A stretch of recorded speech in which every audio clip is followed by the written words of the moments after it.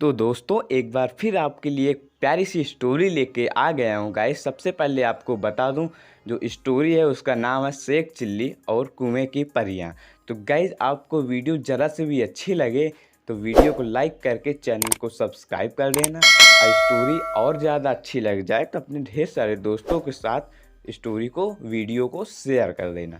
तो गाइस सबसे पहले स्टोरी की शुरुआत इस प्रकार होती है कि एक गांव में एक सुस्त और कामचोर आदमी रहता था। काम धाम तो वह कोई करता ना था, हाँ बातें बनाने में बड़ा माहिर था।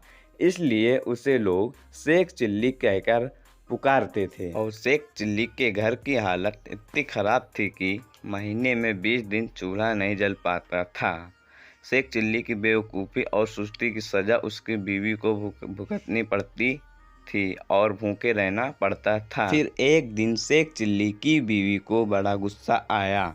वह बहुत बिगड़ी और कहा, अब मैं तुम्हारे कोई भी बात नहीं सुनना चाहती, चाहे जो कुछ करो लेकिन मुझे तो पैसा चाहिए। जब तुम कोई कमाई करके लाओगे तभी मैं तुम्हें घर में घुसने दूंगी। तो गाइस इस तरह उनकी बीवी ने शेख चिल्ली से कहा। यह कहकर बीवी ने शेख चिल्ली को नौकरी की खोज में जाने को मजबूर कर दिया। साथ में रास्ते के लिए 4 रूखी सूखी रोटियां भी बांध दी। साग सलाद तो कुछ था नहीं। तो गाइस इस प्रकार शेख चिल्ली को ना चाहते हुए भी नौकरी की खोज में निकलना पड़ा। आगे क्या होता है दोस्तों। शेख चिल्ली सबसे पहले अपने गांव के साहूकार के यहाँ गए।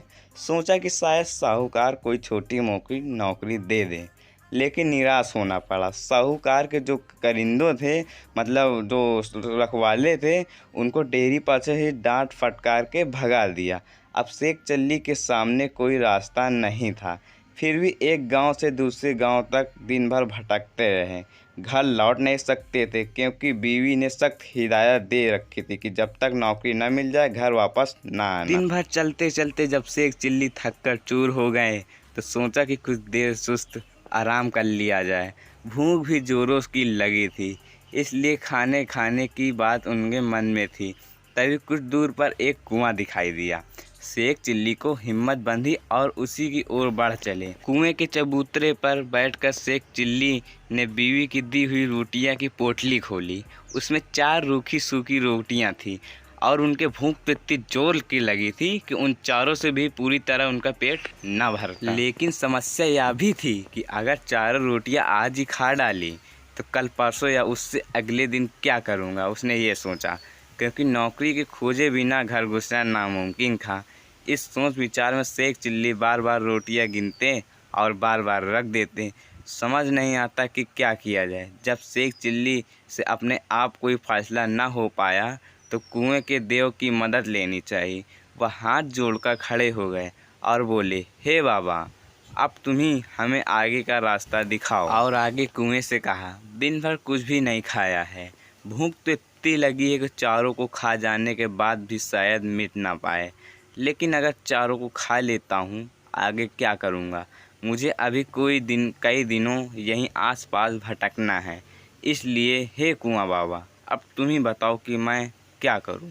1 खाऊं, 2 खाऊं, 3 खाऊं, चारों खा जाऊं। लेकिन कुएं की ओर से कोई जवाब नहीं मिला। वह बोल तो सकता नहीं था, इसलिए कैसे जवाब देता। तो दोस्तों उस कुएं के अंदर 4 परियां रहती थीं। उन्होंने जब शेख चिल्ली की बात सुनी तो सोचा कि कोई दानव आया है जो उन्हें चारों को खाने की बात सोच रहा है। इसलिए तय किया कि चारों को कुएं से बाहर निकलकर उस दानव की विनती करनी चाहिए ताकि वह उन्हें ना खाए। यह सोचकर चारों परियां कुएं से बाहर निकल गईं। हाथ जोड़कर वे शेख चिल्ली से बोली, हे दानवराज, आप तो बड़े बलशाली हैं। आप व्यर्थ ही हम चारों को खाने की बात सोच रहे हैं। अगर आप हमें छोड़ दें तो हम कुछ ऐसी चीज़ें आपको दे सकते हैं जो आपके बड़े काम आएंगी। तो उन परियों को देखकर व उनकी बातें सुनकर शेख चिल्ली हक्के बक्के रह जाते हैं। तो दोस्तों उनकी बातें सुनकर उन्हें समझ में न आया कि क्या जवाब दें। लेकिन परियों ने इस चुप्पी का यह मतलब निकाला कि उनकी बात मान ली गई है। इसलिए उन्होंने एक कठपुतला और एक कटोरा शेख चिल्ली को देते हुए कहा, हे दानवराज, आपने हमारी बात मान ली है, इसलिए हम सब आपका बहुत बहुत उपकार मानते हैं। साथ ही अपने यह दो तुच्छ भेंट आपको दे रहे हैं। यह कठपुतला हर समय आपकी नौकरी बजाएगा। आप जो कुछ कहेंगे वो करेगा, और यह कटोरा वह हर एक खाने की चीज़ आपके सामने पेश करेगा जो आप इससे मांगेंगे। इसके बाद परियां फिर कुएं के अंदर चली गईं। यह सब सुनकर शेख चिल्ली के खुशी का ठिकाना ना रहा, और उसे लगा कि अब हमें घर की ओर चलना चाहिए, क्योंकि बीवी जब इन चीज़ों के करतब देखेगी तो फूली न समाएगी। लेकिन सूरज डूब चुका था और रात घिर आई थी, इसलिए शेख चिल्ली के पास एक गांव में चले गए और एक आदमी से रात भर रहने के लिए, ठहरने के लिए शरण मांगी, और यह भी वादा किया कि इसके बदले वह घर के सारे लोगों को अच्छे अच्छे पकवान व मिठाई खिलाएंगे। वह आदमी तैयार हो गया और शेख चिल्ली को अपने बैठक में ठहरा लिया।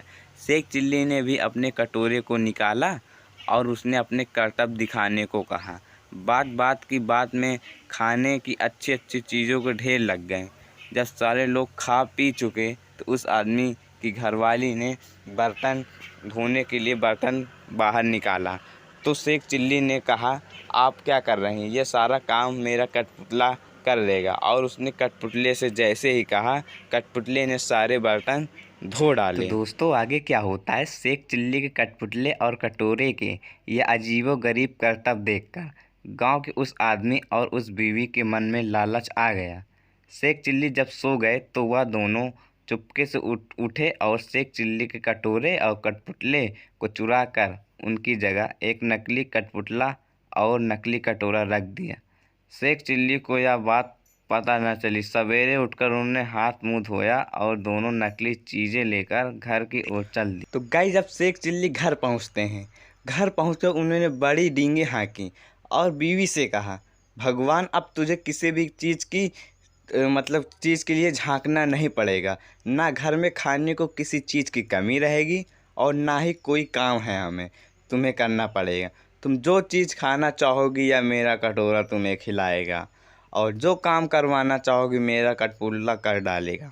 लेकिन शेख चिल्ली की बीवी की इन बातों पर विश्वास न हुआ। उसने कहा, तुम तो ऐसे डींगे रोज़ ही मारा करते हो, कुछ करके दिखाओ तो जानूं। हाँ क्यों नहीं, शेख चिल्ली ने तपाक से जवाब दिया और कटोरा व कठपुतले में अपने अपने करतब दिखाने को कहा। लेकिन अगर वो असली होते तो करते, कठपुतले तो नकली रहे और वो कुछ भी नहीं किए। इतना देखकर उसकी पत्नी और ज़्यादा गुस्सा हो गई और कहा, तुम इसी तरह झूठ बोलकर घर वापस चले आते हो, लेकिन जब से तुम घर से गए हो मैं खाना तक चूल्हा तक नहीं जलाई हूँ। तो ऐसा करो, तुम चार सही से मन लगाकर काम करो ताकि 2 जून का खाना नसीब हो। और इतना कहकर उनकी बीवी एक तरफ चल जाती हैं। तो अब शेख चिल्ली खिसखिसाते हुए फिर से घर के बाहर की ओर चल देते हैं और शेख चिल्ली फिर उसी कुएं के चबूतरे पर जाकर बैठ गए। समझ नहीं आ रहा था कि अब क्या किया जाए। जब सोचते सोचते वह हार गए और कुछ समझ में ना आया तो उनकी आंखों से आंसू निकल पड़े और रोने लगे। यही देखकर कुएं की चारों परियां फिर बाहर आईं और शेख चिल्ली से उनके रोने का कारण पूछा। शेख चिल्ली ने सारी आप बीती कह सुनाई। परियों को हंसी आ गई। वे बोली, हमने तुमको तो कोई भयानक दानव समझा था और इसलिए कुछ खुश करने के लिए वे चीज़ें दे दी थी, लेकिन तुम तो बड़े ही भोले भाले और सीधे आदमी निकले। खैर कोई बात नहीं, घबराने की ज़रूरत नहीं है, हम तुम्हारी मदद करेंगे। तुम्हारा कठपुतला और कटोरा उन्हीं लोगों ने चुराया है जिनके यहाँ रात को तुम रुके थे। इस बार तुम्हें एक रस्सी व डंडा दे रही हैं। इनकी मदद से तुम उन दोनों को बांध व मार कर अपनी दोनों चीज़ें वापस पा सकते हो। इसके बाद परियां कुएं में फिर चली गईं। उसके बाद क्या होता है दोस्तों, जादुई रस्सी और डंडा लेकर शेख चिल्ली फिर उसी आदमी के यहाँ पहुँचे और कहा, इस बार मैं तुम्हें कुछ और नए करतब दिखाऊंगा। वह आदमी भी लालच का मारा था, उसने समझा कि इस बार कुछ और जादुई चीज़ें हाथ लगेंगी, इसलिए उसमें उसने खुशी खुशी शेख चिल्ली को अपने यहाँ टिका लिया। लेकिन इस बार उल्टा ही हुआ। शेख चिल्ली ने जैसे हुक्म दिया वैसे ही उस घरवाले व उसकी बीवी को जादुई रस्सी ने कसकर बांध लिया और जादुई डंडा दनादन पिटाई करने लगा। अब तो वे दोनों चीखने चिल्लाने लगे और माफ़ी मांगने लगे। शेख चिल्ली ने कहा, तुम दोनों ने मुझे धोखा दिया है। मैंने तो यह सोचा था कि तुमने मुझे रहने की जगह दी है, इसलिए मैं भी तुम्हारे साथ कोई भलाई कर दूं। लेकिन तुमने मेरे साथ उल्टा बर्ताव किया, मेरे कठपुतले और कटोरे को ही चुरा लिया। अब जब वे दोनों चीज़ें तुम मुझे वापस कर दोगे तभी मैं अपनी रस्सी व डंडे को रुकने का हुक्म दूंगा। उन दोनों ने झटपट दोनों चुराई हुई चीज़ें शेख चिल्ली को वापस कर दी। यह देखकर शेख चिल्ली ने भी अपनी रस्सी व डंडे को रुक जाने का हुक्म दे दिया। अब अपनी चारों जादुई चीज़ें लेकर शेख चिल्ली प्रसन्न मन से घर को वापस लौट पड़े। जब बीवी ने फिर देखा कि शेख चिल्ली वापस आ गए हैं तो उसने बड़े गुस्सा आया। उसने तो कई दिनों से खाने को कुछ नहीं मिला था तो इसलिए वह भी झुलझुलाई हुई थी। दूर से ही देखकर वह चीखी, कामचोर, तुम फिर लौट आए।